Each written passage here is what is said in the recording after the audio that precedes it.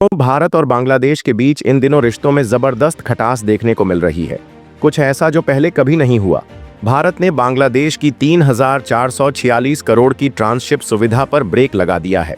वजह, लगातार भारत विरोध में डूबी बांग्लादेश की नई यूनुस सरकार। इससे बांग्लादेश को अरबों डॉलर का नुकसान हो रहा है और उधर से आए दिन तीखे बयान। मगर ये कहानी यहीं खत्म नहीं होती। असली ट्विस्ट तो अब शुरू होता है। जिस समय भारत ने बांग्लादेश को लेकर सख्त रुख अपनाया, उसी समय एक तीसरा खिलाड़ी पर्दे के पीछे से एंट्री करता है, तुर्की। वही तुर्की जिसका राष्ट्रपति एर्दोआन खुद को मुस्लिम दुनिया का लीडर और खलीफा कहलवाना चाहता है, जो हमेशा भारत के खिलाफ मंच तलाशता रहा है।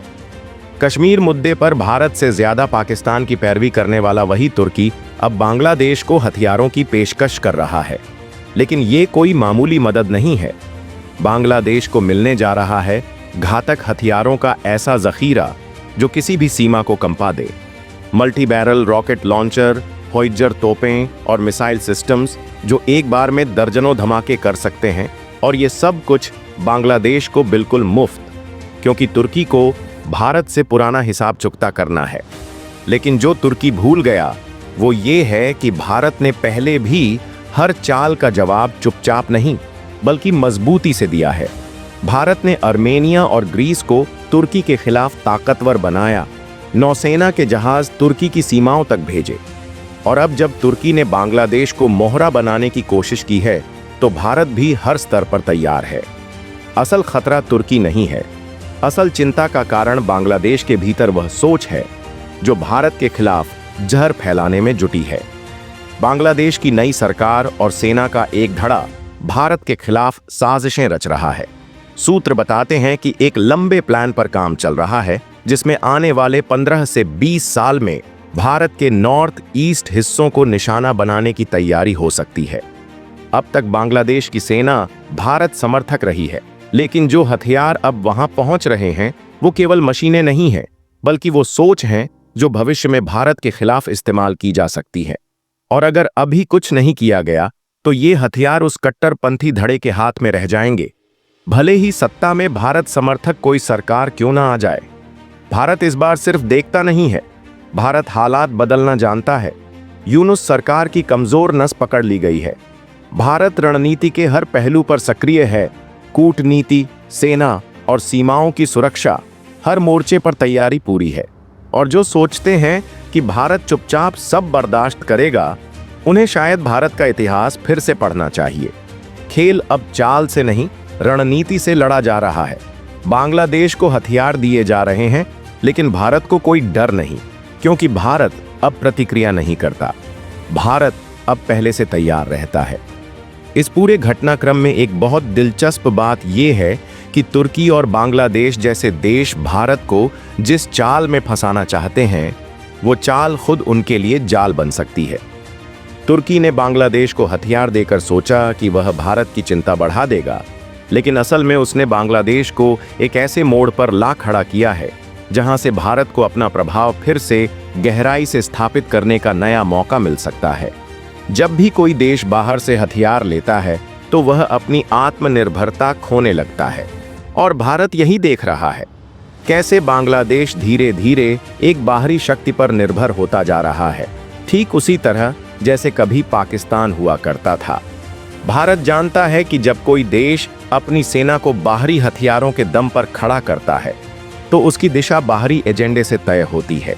और यही समय होता है जब भारत अंदर से बदलाव लाने के लिए अपनी सॉफ्ट पावर, कूटनीति और पुराने सामाजिक सांस्कृतिक रिश्तों का इस्तेमाल करता है। एक और बात जो शायद दुनिया नहीं देख पा रही, भारत अब 90 के दशक वाला देश नहीं है जो रिएक्शन में फैसले करता था। आज का भारत गेम चेंज करता है। Bharat Oven Story Standout Pizzas with 15 new standout toppings. Buy one standout pizza and get one free. Order now. आज का भारत गेम चेंज करता है। भारत शायद सीधे प्रतिक्रिया न दे, लेकिन वो एक बड़ा प्लान बना रहा है जो बांग्लादेश के युवा, उद्यमी और नागरिक समाज को अपने पक्ष में मोड़ सके। और जब किसी देश की युवा पीढ़ी भारत की तरफ देखने लगे, तो फिर हथियार नहीं, दोस्ती सबसे बड़ा ताकत बनती है। भविष्य में यह भी संभव है कि तुर्की की ये चाल उल्टी पड़ जाए और बांग्लादेश में ही एक अंदरूनी असंतुलन पैदा हो जाए, एक पक्ष भारत समर्थक और दूसरा बाहरी एजेंडे वाला। और भारत के पास ये क्षमता है कि वो ऐसे समय में एकजुटता का चेहरा बनकर उभरे। और जो बात सबसे अहम है, पूर्वोत्तर भारत जिसे टारगेट करने की बात की जा रही है, वह अब पहले जैसा नहीं रहा। भारत ने वहां इंफ्रास्ट्रक्चर, सेना और जनमन दोनों स्तर पर इतनी मजबूती ला दी है कि कोई भी साजिश वहां जाकर खुद ही उलझ सकती है। पूर्वोत्तर अब भारत का कमजोर हिस्सा नहीं, रणनीतिक ताकत बनता जा रहा है।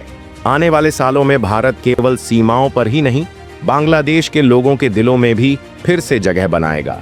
और तब दुनिया देखेगी कि हथियारों से नहीं, समझदारी, विकास और स्थिरता से रिश्ते जीते जाते हैं।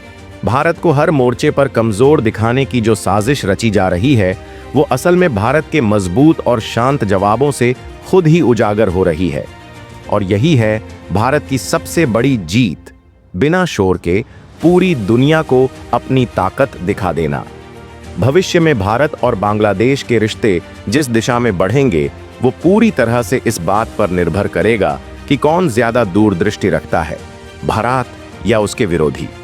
लेकिन अगर आज की स्थिति को गौर से देखा जाए तो एक बात साफ है, भारत ने चाल चल दी है, लेकिन शतरंज की तरह चुपचाप पर निर्णायक। एक ऐसा समय आने वाला है जब बांग्लादेश की नई पीढ़ी खुद तुर्की जैसे बाहरी देशों से सवाल पूछेगी कि हमें भारत जैसे पड़ोसी से टकराने का फायदा क्या मिला, क्योंकि भारत अब उस स्तर पर पहुंच गया है जहां वह सिर्फ जवाब नहीं देता, बल्कि समय के साथ अपने विरोधियों को अंतर्राष्ट्रीय मंच पर अलग थलग कर देता है। आने वाले वर्षों में भारत की सबसे बड़ी ताकत उसकी सॉफ्ट पावर और इकोनॉमिक स्ट्रेंथ होगी। भारत जिस रफ्तार से डिजिटल कूटनीति, स्वास्थ्य सहयोग, शिक्षा और टेक्नोलॉजी एक्सपोर्ट बढ़ा रहा है, वह बांग्लादेश जैसे देशों के लिए एक चुंबकीय आकर्षण बनेगा। और तब बांग्लादेश की जनता ही कहेगी, हमें हथियार नहीं, भारत जैसा विकास चाहिए। तुर्की भले ही बांग्लादेश के सैन्य ढांचे में घुसने की कोशिश करे, लेकिन भारत उससे पहले बांग्लादेश के लोगों की सोच में जगह बना चुका होगा। और यही असली जीत है, लोगों की सोच पर कब्जा। भारत की योजनाएं धीमी जरूर दिखेंगी, लेकिन असर ऐसा होगा कि एक समय आएगा जब बांग्लादेश में भारत विरोधी एजेंडा सिर्फ एक राजनीतिक धारा बनकर रह जाएगा, जिसकी कोई पकड़ नहीं होगी। भविष्य में जब विश्व राजनीति और वैश्विक गठजोड़ फिर से लिखे जाएंगे, तब बांग्लादेश को यह समझ आ जाएगा कि भारत का पड़ोसी होना एक खतरा नहीं, अवसर है। और उस समय जो भी भारत से टकराने का सपना देखेगा, उसे ये एहसास होगा कि भारत को न तो धमकाया जा सकता है, न ही झुकाया जा सकता है। बांग्लादेश को लग रहा है कि तुर्की से हथियार मिल जाएंगे तो ताकतवर हो जाएगा, लेकिन उसे ये समझ नहीं कि हथियार से ज्यादा खतरनाक होता है आर्थिक निर्भरता का जाल। तुर्की जैसी कमजोर अर्थव्यवस्था जब बांग्लादेश को फ्री में हथियार दे रही है, तो उसका मतलब सीधा है कर्ज का जाल, विदेशी नियंत्रण और दबाव की डोरियों से बंधा भविष्य। और भारत ये सब देख रहा है चुपचाप। भविष्य में बांग्लादेश को अपनी आजादी और आत्मनिर्भरता की कीमत समझ आएगी, लेकिन तब तक भारत के पास वो मोरल हाई ग्राउंड होगा जो उसे दक्षिण एशिया का असली नेता बनाएगा। अब एक और बात, भारत जिस तेजी से एआई, क्वांटम टेक और डिफेंस मैन्युफैक्चरिंग में आत्मनिर्भर हो रहा है, वो सिर्फ एक देश की तरक्की नहीं है, बल्कि पूरे क्षेत्र के लिए भविष्य की सुरक्षा गारंटी है। आने वाले दशक में बांग्लादेश को खुद ये एहसास होगा कि हथियारों की भीख से बेहतर है भारत के साथ मिलकर टेक्नोलॉजी बनाना। और भारत इसी दिशा में बांग्लादेश के बुद्धिजीवी वर्ग, यंग स्टार्टअप्स और रिसर्चर्स को धीरे धीरे अपनी ओर खींचेगा।